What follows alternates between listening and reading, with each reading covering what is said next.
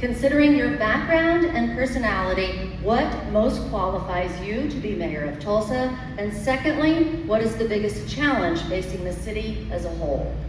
I've had as many as 20 direct reports before, managed multiple hundreds of people from time to time. And so I think that experience in both accounting, as a pastor, and as an attorney, and having run organizations, I think will serve the city well. It has $1 billion budget, it has 3,500 employees.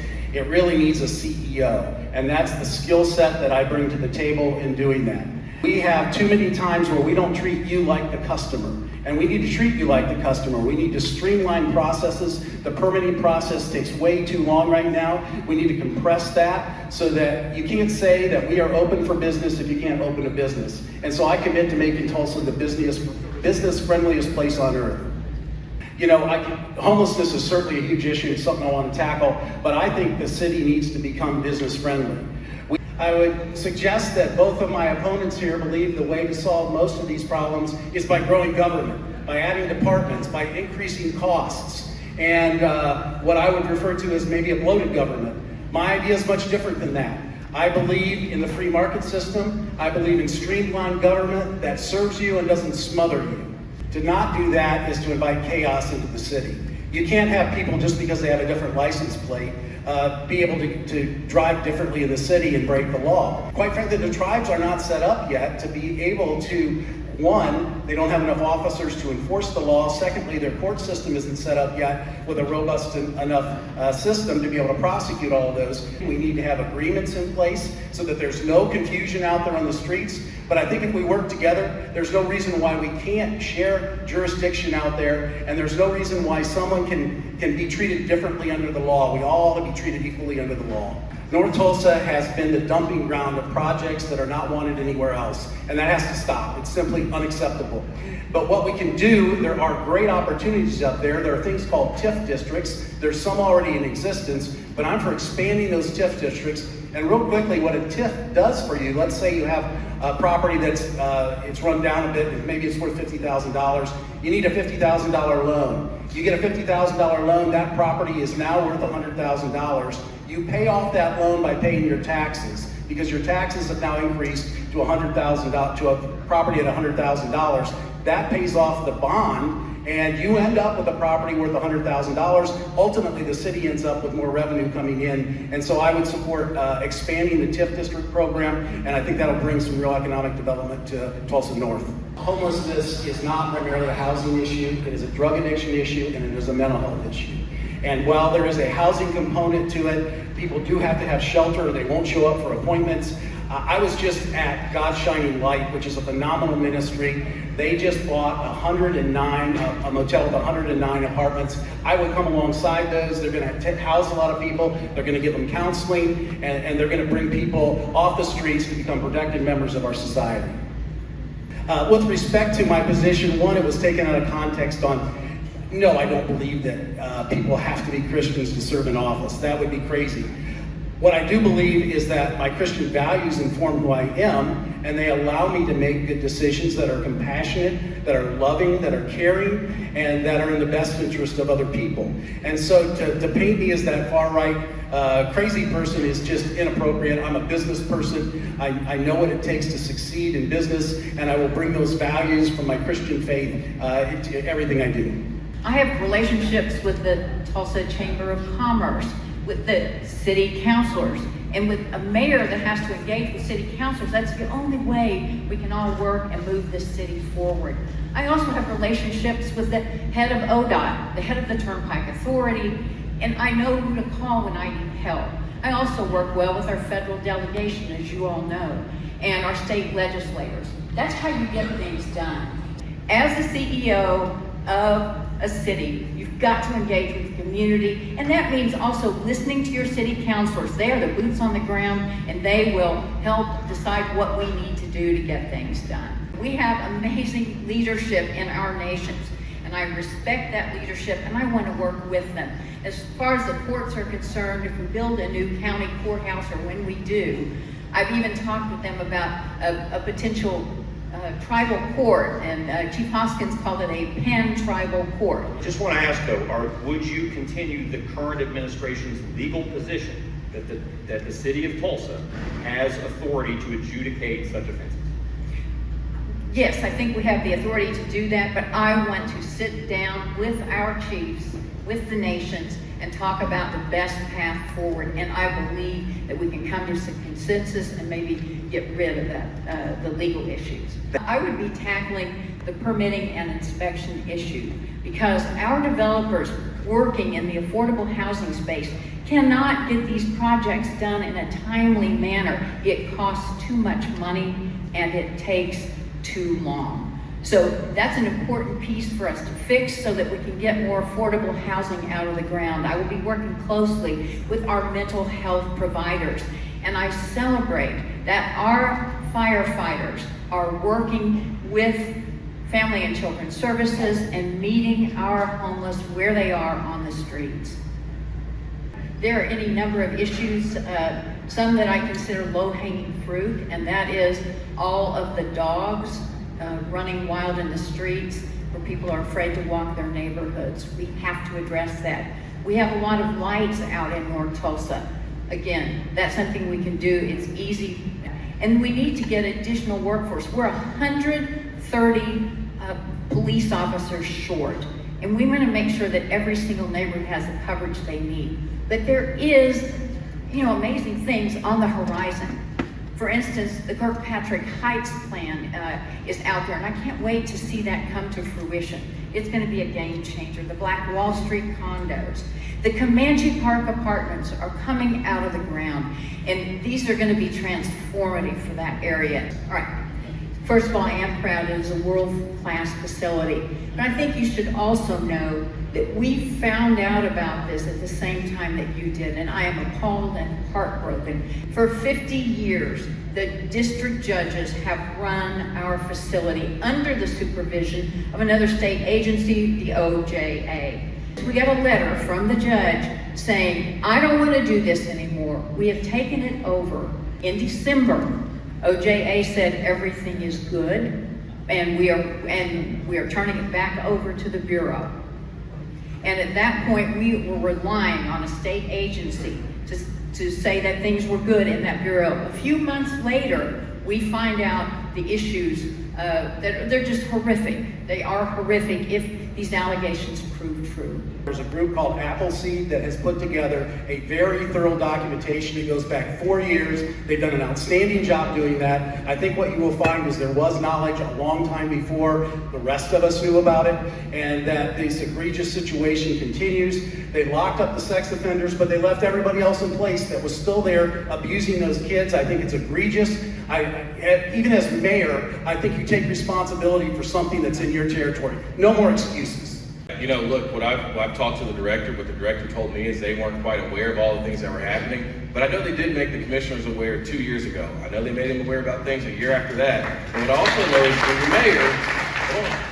when you're mayor, you can't wake up and say something's not your job. And so at one point when it was convenient, I did it. Another point, I don't know anything about it, and now I'm able to remove the director. So I don't know which one of those things it is, but what I do know is since this started, there's not been one time any county commissioner, including Commissioner Keith, who I like very much, who has said anything compassionate about what those kids went through, told us what they were going to do about it at any point in time, and I think that is a real tragedy in this situation.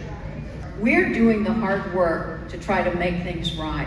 And we have somebody who's a state representative who decided, he says, I was there immediately when I found out.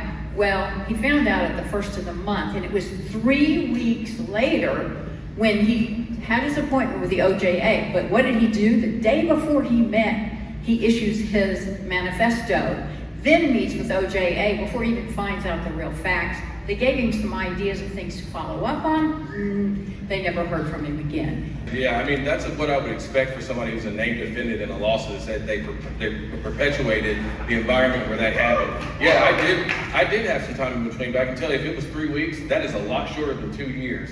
And so at the end of the day, you can say whatever you want to about me coming late to the party or anything like that. The fact is, you knew that there were problems in 2022 and 2023, and now even today, There are still things coming out of that center, and you're now saying it's okay. It's not, Karen. It's not okay. It is not okay.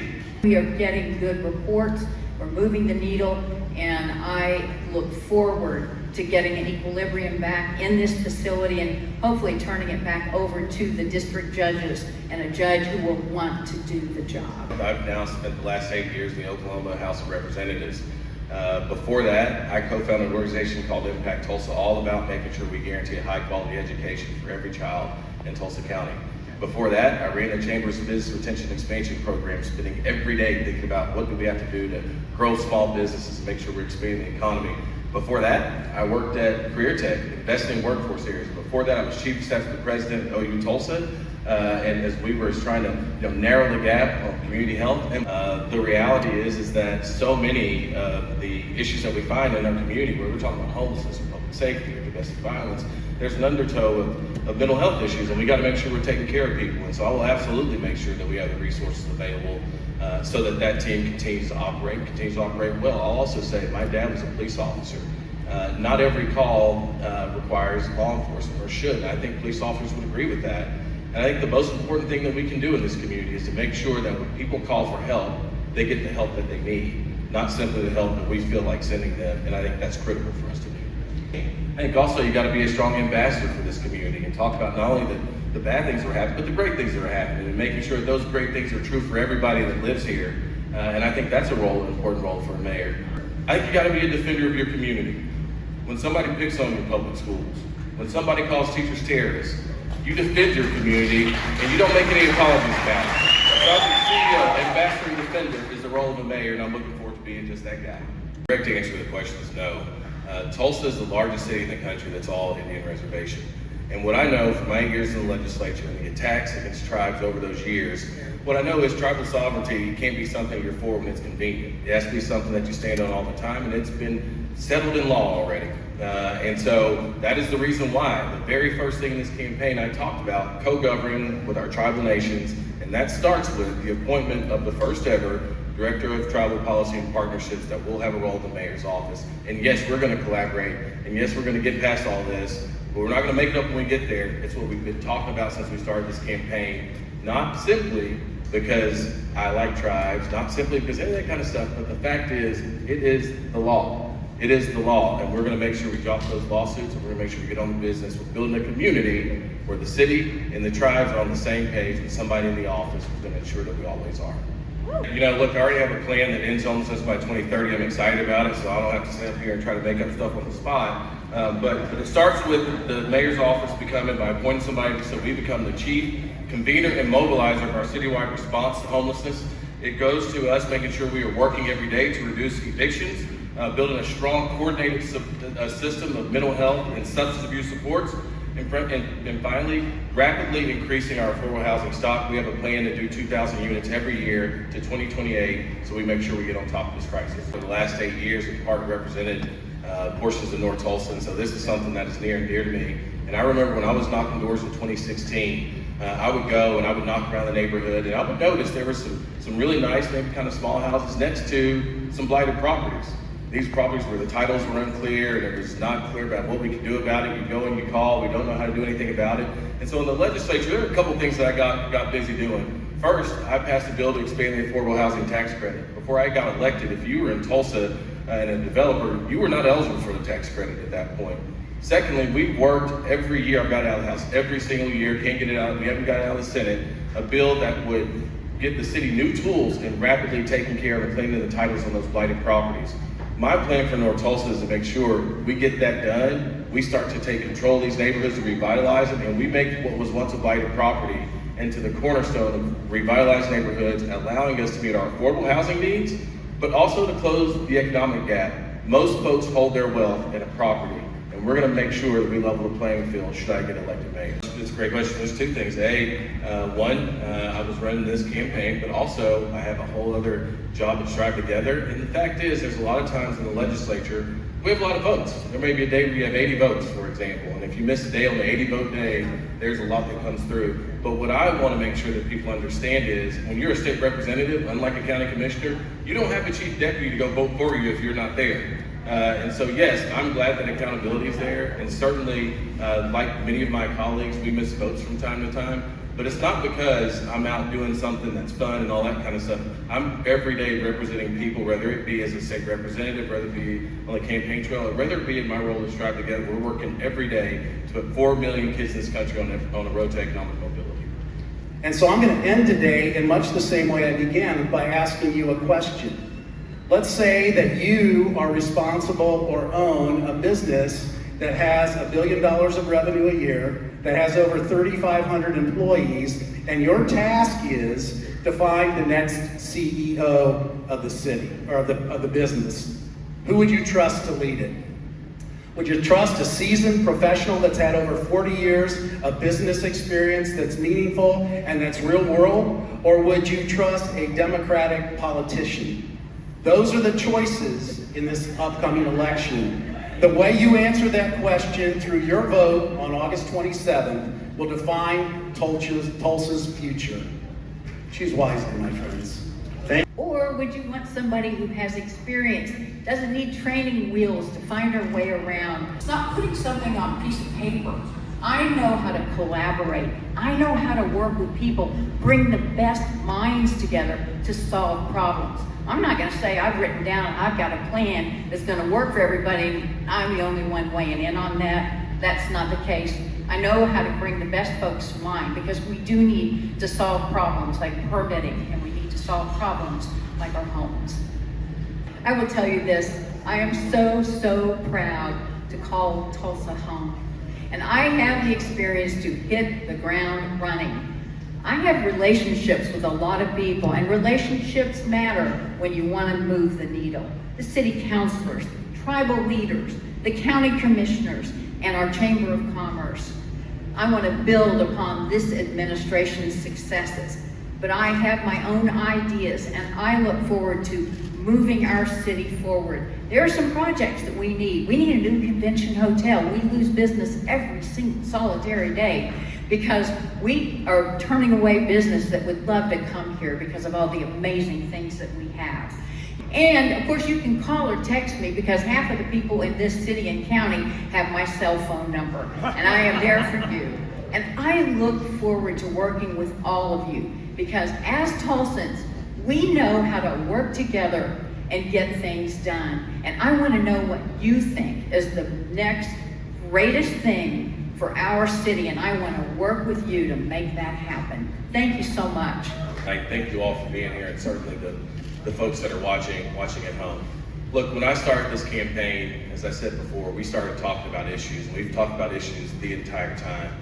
I do have the experience to run the city as mayor. I have the education to run the city as mayor too. I have a master's in public administration, the only person in the state that has one. But I have the experience.